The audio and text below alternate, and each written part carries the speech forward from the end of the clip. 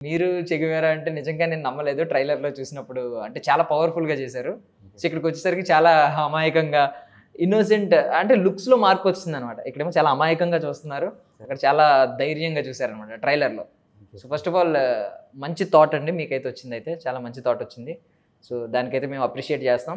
So, మీరెక్కడి నుంచొచ్చారు? అసలు మీ పేరు BRS Nayak. BR Sabavath Nayak. BR అంటే ఏంటండి? బాలరాజు సార్.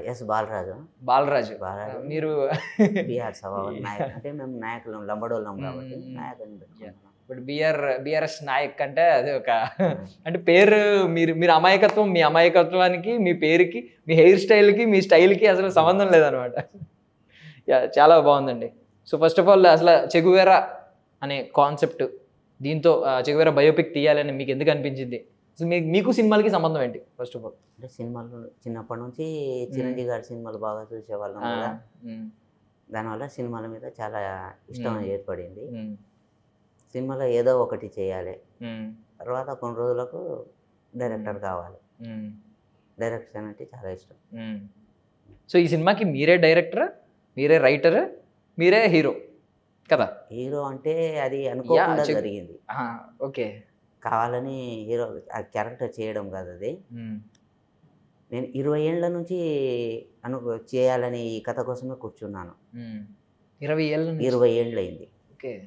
నేను నైన్త్ క్లాస్‌లో ఉన్నప్పటి నుంచి. ఓకే. ఆ!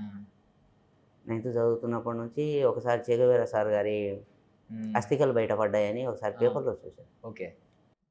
ఆ హ్మ్. పేపర్‌లో చూడడం ద్వారా హ్మ్.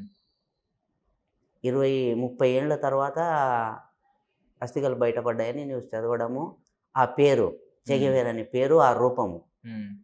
చాలా ఇంట్రెస్ట్‌గా అనిపించింది. ఇంగ దాని తర్వాత సినిమా మీద పిచ్చితో పేపర్‌లు చదివేవాళ్ళం గదా! హ్మ్. ఆ విధంగా కంట్లో పడ్డారు. హ్మ్. అప్పటి నుంచి బుక్స్ చదవడం మొదలుపెట్టా. హ్మ్.